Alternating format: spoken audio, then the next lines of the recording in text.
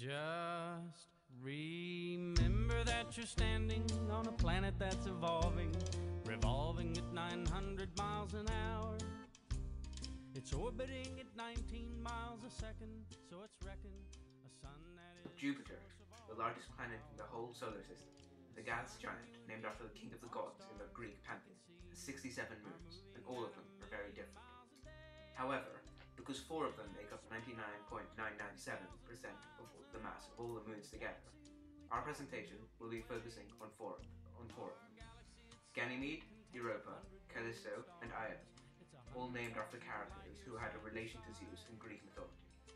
These, also known as the Galilean Moons, were discovered by Galileo Galilei in 1610 and are amongst the biggest celestial bodies in the solar system. They are all completely different.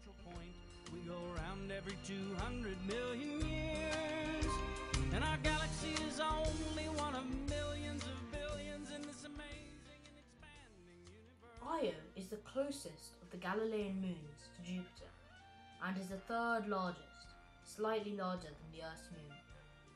It was named after a nymph in Greek mythology who worked as a priestess to Hera, the wife of Zeus. Zeus fell in love with and seduced her, and after Hera found out, turned her into a cow to protect her from Hera's rage.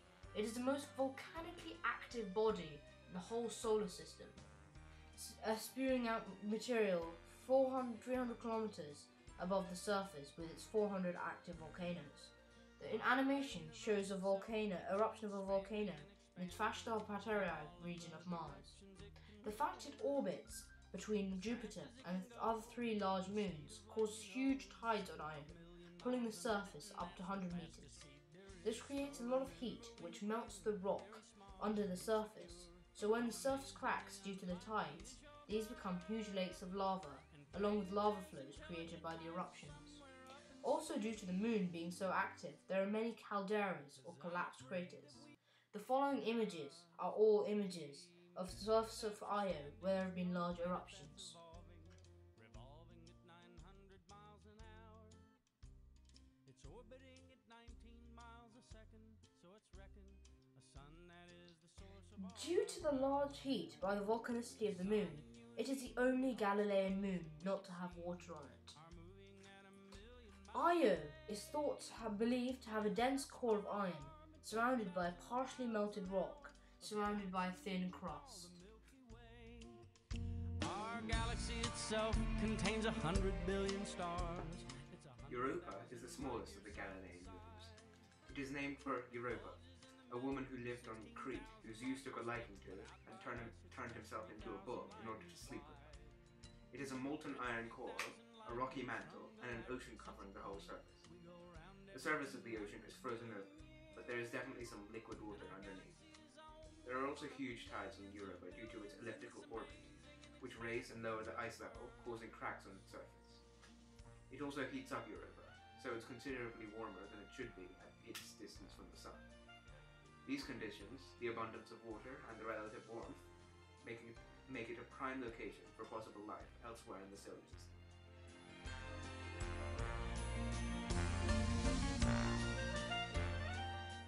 The largest of the 4 Galilean moons, Ganymede is also the largest moon in the whole solar system and is even larger than Mercury. It was named after Ganymede, a character in Greek mythology, who became the cupbearer to the gods after being abducted by an eagle sent by Zeus after he fell in love with him. It has a core of molten iron, a layer around it of rock, and a thick layer at the surface made up of mostly ice and rock, within which there may be a saltwater ocean. It is also the only moon to have a magnetic field itself due to its metal core, and also has an atmosphere made of oxygen. Insecure, how amazingly unlikely is your birth. Callisto is the outermost and 3rd largest of the Galilean moons. It was named after a handmaiden of Artemis, who, as you can probably guess by now, was slept with by Zeus. After Artemis found out, she turned her into a bear.